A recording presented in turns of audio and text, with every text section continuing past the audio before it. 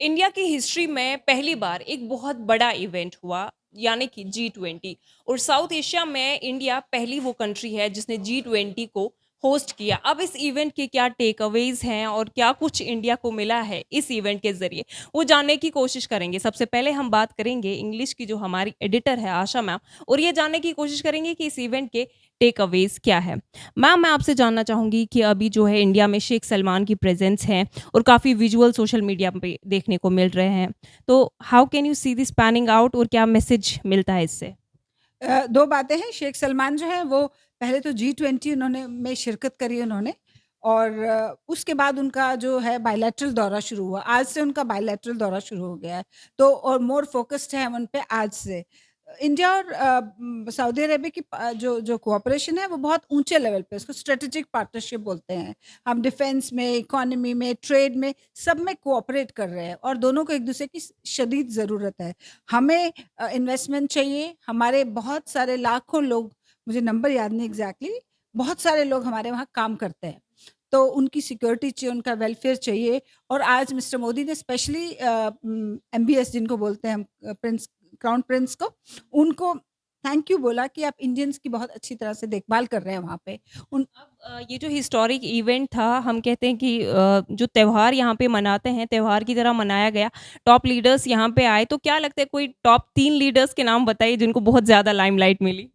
Well हम तो television के थ्रू ही मैं असेसमेंट कर सकती हूँ। पहले तो मुझे लगता है बाइडेन बाइडेन बहुत इम्पोर्टेंट थे और वो जो जेस्चर्स दिखा रहे थे बहुत ही एक काइंड और जो शिवेलरस तरह के एक लीडर सामने आए। उन्होंने बांग्लादेश की जो प्राइम मिनिस्टर उनके साथ सेल्फी ली और ऐसे-ऐसे उन्होंने बहुत सारी चीज़ें की। और दूसरा मुझे लगता है Rishi Sunak for all reasons, various reasons, उनकी वाइफ उनके साथ थी, उनका फैशन स्टेटमेंट को लेके, उनका जो जो जिस तरह से वो बिहेव कर रही थी, इवन उस कपल गोल्स। हाँ, couple goals you can say and then he is going to a temple and praying there. वो लोगों को काफ़ी अट्रैक्ट किया और नई चीज़ लगी, कोई उन्होंने कोई डिप्लोमैट वो मतलब कोई दूसरे देश का लीडर ऐसा नहीं देखा था। I think that was important.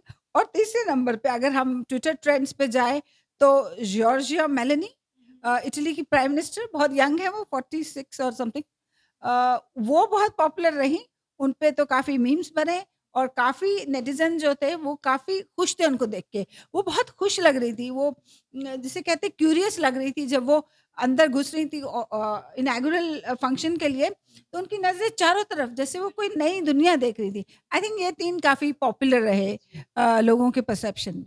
जी, बिल्कुल सही कहा मैम ने। और देखेंगे जब हम कुछ टेक अवेज़ की बात करते हैं, तो अभी हमारे साथ जो है हाशमी सर मौजूद है, जो कि एडिटर है आवाज़ द वॉइस हिंदी के। तो इनसे जानना चाहेंगे कि सर, मेरा सवाल आपसे ये है कि जब हम G20 की बात करते हैं, बहुत ही सक्सेसफुल इवेंट रहा।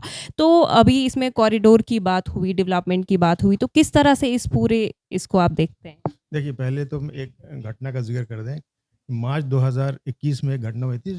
सुएज़ नज़ीर में एक शिप फँस गई थी और काफ़ी उसको निकालने में बहुत मशक्क़त हुई। तभी सोचा गया कि हमें कोई ऐसा रास्ता ढूँढना चाहिए जो हम माल ढुलाई में आसानी से गल्फ़ कंट्रीज़ को, हिंदुस्तान को, यहाँ तक कि हम इज़राइल को भी जोड़ सकें। वो 2021 में ये ख़्याल आया जब एक शिप फँस गई तो।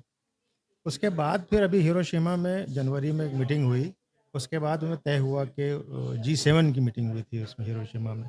उसके बाद तय हुआ कि इस पे काम किया जाना चाहिए। तब से इस साल के जनवरी से काम चल रहा था इस पे और अब ये शक्ल लेकर के आया। हालाँकि अभी इसका बजट क्या होगा, कब तक ये तैयार होगा, अभी ये सब आगे की बात है। तो अगर ये तैयार हो गया तो हिंदुस्तान को, सऊदी अरब को और यूरोप को सीधा-सीधा फ़ायदा होगा। 40% का पैसे का बचत होगी, जो हम माल कहीं ले जाते हैं, पहुँचाते हैं, तो टाइम का बचत होगा। तो ये अगर ये बन जाता है, चूँकि अब ये पॉलिटिकल इसमें इन्वॉल्वमेंट ज़्यादा है, सरकारें बदलती रहती हैं, उन सब चीज़ों को भी देखना पड़ेगा। लेकिन अगर ये सिरे चढ़ा तो वाक़ई जो है ये रोज़गार के लिहाज से भी और सामान एक जगह से दूसरी जगह पहुँचाने के लिहाज से भी बहुत बढ़िया होगा। सर, इंडिया जो है फोर्थ लार्जेस्ट इकोनॉमी भी बनने जा रहा है, तो इस पूरी समिट में जो स्ट्रैटेजी, इकोनॉमी, फाइनेंसेस पे भी बात हुई।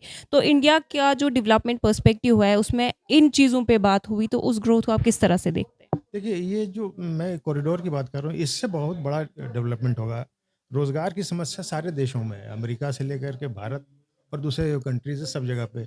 ये जो विज़न 230 का जो आ रहा है, उसमें भी रोज़गार देने की बात हो रही है। सलमान भी चाहते हैं कि उनके भी लोगों को रोज़गार मिले। तो ये जो कॉरिडोर होगा, ये इससे बड़ा एक डेवलपमेंट का भी होगा, जब डेवलपमेंट होगा तो रोज़गार होगा। तो ये एक बड़ा मैं इसको बहुत अहम मानता हूँ, डेवलपमेंट के लिहाज से भी और रोज़गार के लिहाज से भी। अभी जो G20 समिट हुआ उसमें कई मुद्दों पे बात हुई, फाइनेंस पे बात हुई, स्ट्रैटेजी पे बात हुई, रेलवे प्रोजेक्ट पे बात हुई। आइए अब हम आवाज़ द वॉइस के जो उर्दू के एडिटर हैं फरीदी साहब, इनसे बात करते हैं और जानने की कोशिश करते हैं कि आखिर सर, जब हम मिडल ईस्ट की बात करते हैं, तो जब हम खासकर मोदी की बात करते हैं, तो मोदी ने क्या किया है कि मिडल ईस्ट के साथ बहुत अच्छे ताल्लुकात मेंटेन किए हैं। तो इस रिलेशनशिप को आप किस तरह से देखते हैं? उम, देखो, हमको ये गौर करना पड़ेगा कि हिंदुस्तान के और सऊदी अरब या मिडल ईस्ट के साथ ताल्लुकात की एक पूरी हिस्ट्री है। और इस हिस्ट्री का ताल्लुक जो है वो आज से नहीं, पैगंबर इस्लाम के दौर से था, जब हिंदुस्तान के सऊदी अरब से तिजारती ताल्लुकात थे, जैसे रवायत में बताया गया है। तो अगर हम रिश्तों की बात करें तो रिश्ते बहुत पुराने थे, लेकिन इसमें कोई दो राय नहीं कि ये मोदी सरकार के आने के बाद मिडिल ईस्ट के साथ हिंदुस्तान के रिश्तों में एक गहराई पैदा हुई है। पहले राब्ते थे, ताल्लुकात थे, लेकिन वो गहराई नहीं थी जो अब है। जहाँ तक बात करते हैं हमारी इन रिश्तों की, तो आपको एक बात तो गौर करना होगा कि हमारे रिलेशंस में देखिए मज़हब और दूसरी चीज़ें नहीं हैं। अब दुनिया बदल गई है, अब दुनिया काम कर रही है अपनी मईशत की बुनियाद पे, दहशतगर्दी के ख़िलाफ़। तो इन सब चीज़ों के ऊपर बुनियाद, इन सब चीज़ों पे हम लोग एक राय बनाते हैं या बनते हैं, तो हम लोग ताल्लुकात हमारे अच्छे होते हैं। सऊदी अरब हो, मिडिल ईस्ट की जितनी कंट्रीज़ हैं, वो कंट्रीज़ जो सब दहशतगर्दी के ख़िलाफ़ हैं, हिंदुस्तान भी दहशतगर्दी के ख़िलाफ़ है। हम एक पॉइंट पे जाके एग्री करते हैं। यही चीज़ हम लोगों को जोड़ती है, यही करीब लाती है। और ये दोस्ती और ये करीबी जो होती है, ये मज़हब की बुनियाद पे नहीं होती है, ये इन चीज़ों पे बुनियाद पे होती है। अब दहशतगर्दी की बुनियाद पे हम एक राय हुए, तो हम तरक्की के रास्ते पर एक साथ चल रहे हैं। हमारी मईशत, फिर हमने अपनी मईशत को जोड़ा, क्योंकि हम उसी की बुनियाद पे तरक्की कर सकते हैं। तो आज सऊदी अरब हो, आज में यूएई हो, या आप ईरान की बात करिए या आप कुवैत की बात करिए, इन सब कंट्रीज़ के साथ हमारे रिलेशन जो हैं, वो इसीलिए अच्छे हैं कि एक तो दहशतगर्दी के ख़िलाफ़ हम हैं, और दूसरा ये कि हमारी मईशतें जो हैं एक-दूसरे से जुड़ी हुई हैं। सर, अभी ये G20 इवेंट हुआ यहाँ पे, तो उसको किस तरह से आप देखते हैं इंडिया के हक में? इंडिया के लिए देखिए, ये बात सब कहते आए हैं और सारे एक्सपर्ट्स ने ये बात कही है। इंडिया की इमेज बिल्डिंग बहुत ज़रूरी होती है। ये हर कंट्री करता है, इंडिया ने किया है। इंडिया ने दुनिया के सामने अपने आप को पेश किया है कि हम क्या कर सकते हैं।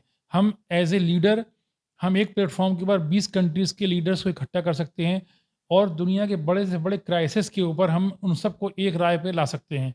तो अगर किसी भी बड़ी कॉन्फ्रेंस की कामयाबी जो होती है, उसका डिक्लेरेशन होता है, वो हिंदुस्तान ने करके दिखा दिया। तो ये कहीं न कहीं उसकी लीडिंग कैपेसिटी होती है, वो सामने आ गई इससे। तो देखिए, जिस तरह से हमने G20 की बात करी कि इंडिया के लिए कितना सिग्निफिकेंट और हिस्टोरिक इवेंट था कि एशिया में इस पहली बार जो है G20 इवेंट मुनक्किद किया गया और उसको होस्ट भी इंडिया ने किया, जहाँ पे वर्ल्ड के टॉप लीडर्स जो है हिंदुस्तान आए और यहाँ पे मीटिंग की और मुख्तलिफ इशूज़ जैसे कि यूक्रेन में जो वॉर चल रहा है, कॉन्फ्लिक्ट है, इन्फ्लेशन है, इकोनॉमी है, उस पर बात की। अब इंडिया के लिए ये जो हिस्टोरिक इवेंट है काफ़ी सक्सेसफुल हुआ है, काफ़ी प्रोजेक्ट्स करने को मिले हैं और काफ़ी अमन की भी बात हुई है। तो मुझे लगता है कि ये जो हिस्टोरिक इवेंट था, हिंदुस्तान की फलाह व बहबूदी के लिए एक बहुत ही बड़ा इवेंट था।